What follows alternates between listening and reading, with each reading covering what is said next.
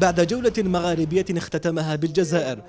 مساعد كاتب الدولة الأمريكي أنتوني بلينكن يخص وكالة الأنباء الجزائرية بهذا الحوار الحصري.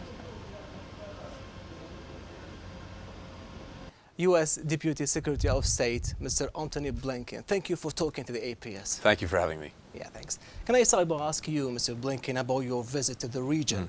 You've been in Tunisia, then in Morocco, and you end up with Algeria. What is your assessment of the talks you held with Algerian officials? Well, we had very, very good talks with colleagues from the Algerian government, and I think it's a reflection of a deepening cooperation on a number of different issues. First of all, Algeria's leadership on issues of importance in the security area, from Libya to Mali to Syria to Tunisia, is making a real difference. And in each of these areas, we're cooperating and working more closely together than ever. But beyond that, what's so important is that we're looking to deepen our relationship in the economically, culturally, and especially exchanges between our people, including our young people. And in all of those areas, we had very good conversations over the last couple of days. Yeah, great. As you've just mentioned, security cooperation is crucial for both countries. Looking at the regional context, as you said just now, what are the key elements that allow to forge security ties between Algiers and Washington to address the common security challenges? Well, we're working together in Tunisia, we're working together with regard to Libya, and we're consulting together more and more deeply to try to bring peace and security to Syria. But what's very important, I think, is two things. One, it's the support that we can give to countries and governments that are trying to emerge from a security challenge. Right now, Libya is a very good example of that. In Libya, together, we've supported the emergence of a government of national accord, of national unity. And that government now is in Tripoli and established. And we're working together to make sure that the government can succeed, trying to support it through resources, through training, and other kinds of assistance.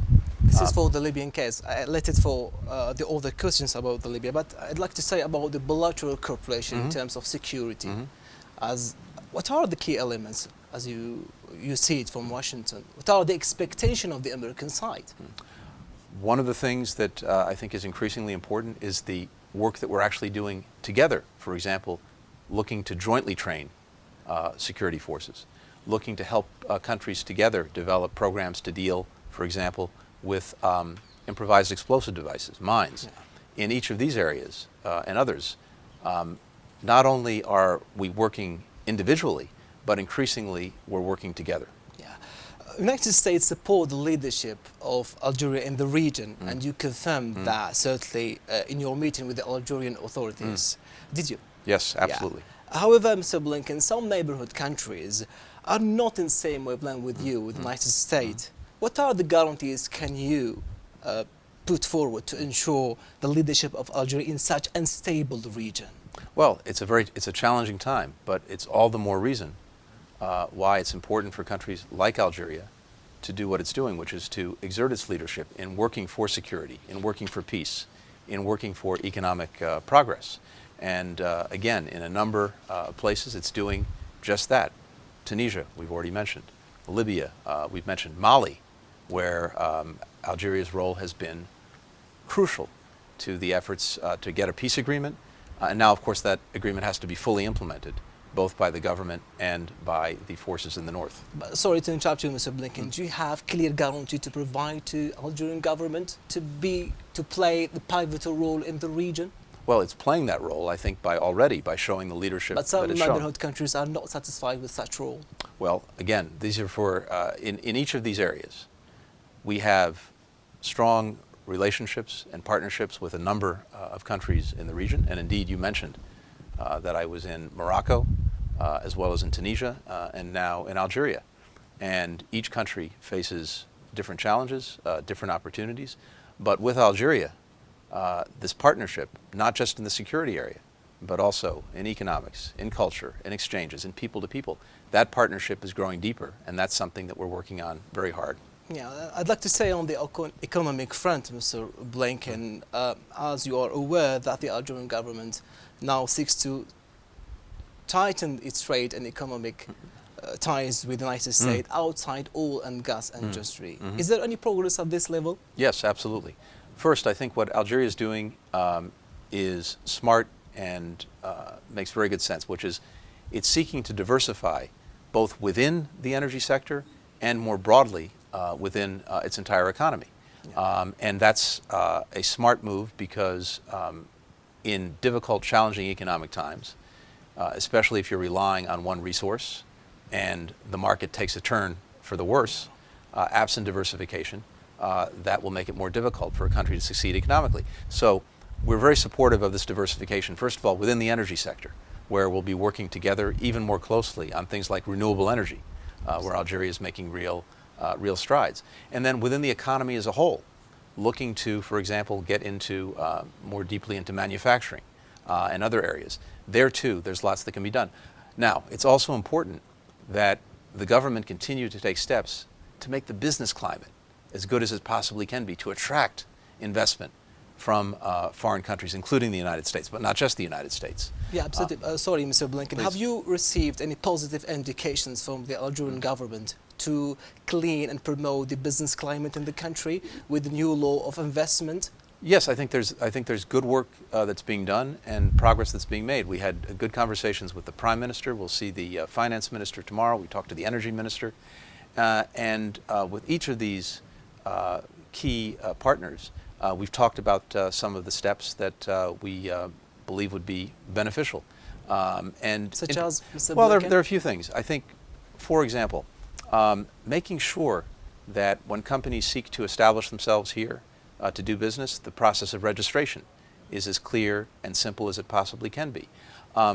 Currency exchange is a challenging issue. Yeah. Companies need to be able to repatriate money that they earn here. That's a challenge, and there is work to be done there. We've talked many times before about the restrictions on foreign ownership, the 5149 rule. There too, the reason it's important is when companies are thinking about where to invest around the world, they have a choice. They can look at different places, and they make an evaluation. Algeria has extraordinary strengths.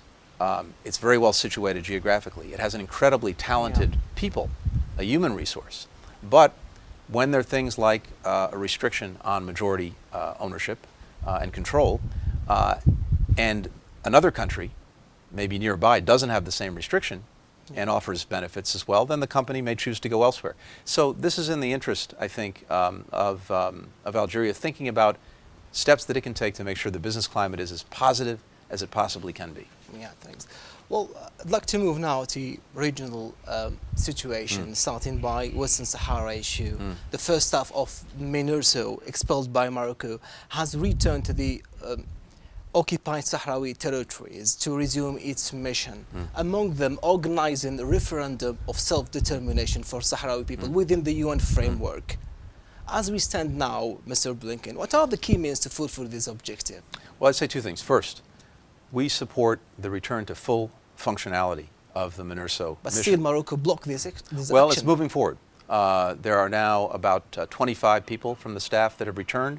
There are more on the way, and we believe we will see a return to full functionality in the weeks ahead. That's important. Second, we continue to support the UN process that seeks a just, lasting, and mutually agreed resolution to the conflict. And we support the efforts of Mr. Christopher Ross, the envoy of the Secretary General of the United Nations, to move that process forward. So are you in favor of launching again negotiations, direct negotiations between Polisario, France and Morocco? We would like to see progress toward a just, lasting, mutually agreed resolution to the conflict through the UN process. And it's our hope that the parties will engage with in that in good faith so that this can move forward. Let's move on to the situation in Libya. The UN-backed government based in Tripoli has reacted following France's confirmation that its special forces have been operating in the country. Do you believe, Mr. Blinken, that such foreign military presence in Libya, whatever the missions are, is the best way to help the ongoing political process? Two things. First, the establishment of this national unity government was very important, and the fact that it is now on the ground, operating in Tripoli, is a very positive step forward. And together with other countries and with the government, we've worked to make sure that the resources of the state, through the central bank, energy, etc., go to the government. And we're working closely with it to support it as it gets on its feet. And we'd also like to see some actors that have stayed outside of the process to come in and be part of it. That's one thing. Second, with regard to military action, first, it's very important that any action taken be at the request of the government and with the support of the government, because that is its sovereign right. Yeah. Second, we are very focused on the security challenge posed in particular by the presence of Daesh in Libya, in Sirte notably. So are other countries, and this is a challenge as well to Algeria, to Tunisia, to other countries in the region. And we will take steps if we see a threat emerging to deal with that threat as we have in the past, but with the full accord of the government, in a limited and targeted fashion, and in full accord with international law. We all have to take steps to protect ourselves, but the best thing that we can do is support the government and have with the government a strong partner in dealing with the security challenges. But the issue here in Libya now is, as far as we know, that the operation that was conducted by French or foreign French forces there hadn't coordinated with the government in Tripoli. That's the bottom line, Mr. Blinken. Well, it's important. Or even green light from the Security Council. So it's important going forward that the government in Libya ask for or support any military activities in Libya. And we're working closely with the government as it develops its own plans and thinking about how to better secure the country, how to better establish security, how to better deal with Daesh. The international community will fully support that. And in other way, is the United States still support or in favor of political action or solution rather than military action in Libya? Oh yes, the foundation of everything that is being done in Libya is a political path forward through the establishment of the government, which is now there and in Tripoli, through bringing people who've stayed on the outside of the process in and helping the government be able to develop its capacity to make tangible improvements in people's lives. That is the foundation of what we're trying to do. At the same time, it's important that we have in that government a partner to deal with security challenges, and it's important to recognize that if there are immediate security threats to the United States and to other countries in the region, and we see them, we will take steps to deal with them. So you are against any presence of foreign military in Libya? If it needs to be at the request of the government of Libya. If the government of Libya asks for assistance in training, in taking action, in supplying equipment or arms, we'll of course look at that request and respond to it. But what's important is that the government of Libya make those requests. And this leads me to say something else. Some analysts suggest that any foreign military presence will weaken the opportunity of seeing a unified Libya with strong central government able to fight, as you said, ISIS. Again, it all depends. Do you agree with this point of view? What I agree with is if the sovereign government of Libya is looking for assistance from the international community, including in the security area, then I believe we should provide that. But it should be at the request of the government and in support of its efforts. Mr. Anthony Blinken, U.S. Deputy Secretary of State, thank you very much indeed for being our guest. Well, thank you for having me, and I have to tell you it's been wonderful to be here. We're here today at the American School, which is going to open its doors in just a month, bringing young students together from Algeria, from the United States, from around the world. That's a wonderful way to connect our countries and other countries going forward.